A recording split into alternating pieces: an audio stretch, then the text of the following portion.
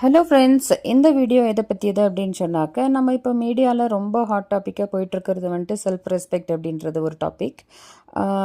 அது ரெண்டு லேடிஸ் மீடியாவில் இருந்து அவங்களுக்குள்ளே இருக்கக்கூடிய கிளாஷஸ்னால வெளியில் வந்திருக்கக்கூடிய அந்த டாப்பிக்கு.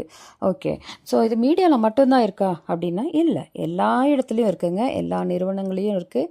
நம்ம ஸ்கூல் வந்துட்டு ஒரு போற்றப்படக்கூடிய ஒரு கோயிலுக்கு நிகரான ஒரு இடமாக கருதப்படுறது வந்துட்டு பள்ளிகள். அந்த பள்ளிகள்லேயே ஈகோ கிளாஷஸ் நிறைய இருக்குது, குரூப்பிசம்ஸ் நிறைய இருக்குது. எஸ்பெஷலி லேடிஸ் ஒர்க் பண்ணுற இடத்துல ரொம்ப அதிகமாக இருக்குங்க. அதாவது சாதாரணமாக சொல்லுவாங்க இல்லைங்களா, 1000 ஆண்கள் வந்துட்டு ஒரு இடத்துல நிற்க வச்சிடலாம், ஆனால் 2 லேடிஸை வந்துட்டு நிற்க வைக்க முடியாது அப்படின்னு சொல்லிட்டு. அதுபோல் இந்த கிளாஷஸ் வந்துட்டு ரொம்ப அதிகமாக இருக்குது. இதெல்லாம் எதுக்கு அப்படின்னு பார்த்தீங்கன்னா, ஃபைனலி இது வந்துட்டு எங்கே முடியுது அப்படின்னா பணம்.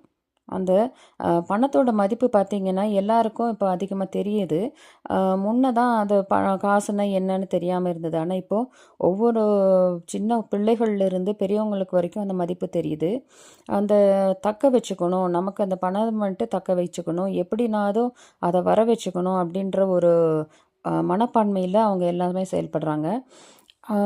எல்லா விதத்துலேயும் நம்ம தவறான வழிகள்லேயும் போய் பணத்தை நம்ம ஈட்டிக்கலாமா அப்படின்னா கூடாது. நமக்கு வந்துட்டு மற்றவங்கள மதிக்கக்கூடிய அந்த ரெஸ்பெக்ட் அந்த இது கிடையாது பிள்ளைகளுக்கு இப்போது. அதே போல் செல்ஃப் ரெஸ்பெக்ட்ன்றதும் கிடையாது, டிசிப்ளின் கிடையாது, ஹியூமனிட்டி கிடையவே கிடையாதுங்க. ஸோ இந்த மாதிரிலாம் இப்போ குழந்தைகள் வளரும் பொழுது உலகம் எப்படி இந்த பணத்தை மட்டுமே பார்த்துட்டு போயிட்டு இருந்துச்சுனாக்க எல்லாமே தலைகளாக மாறிடும், ஹியூமனிட்டின்றதே இல்லாமல் போயிடும்.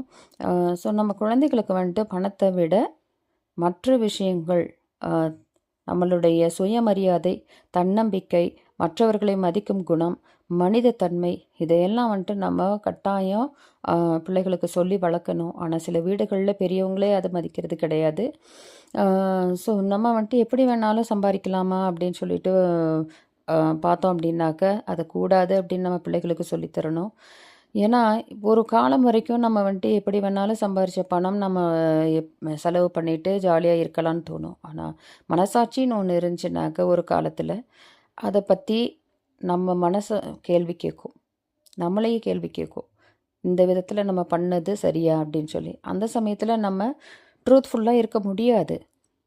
ஸோ நம்ம நிம்மதியான வாழ்க்கையை தேடணும், நிம்மதியான ஒரு இறுதி முடிவை நம்ம தேடணும் அப்படின்னு சொன்னோன்னாக்க நம்மளுடைய சுய கௌரவத்தை நம்ம எங்கேயும் விட்டு கொடுக்கக்கூடாது.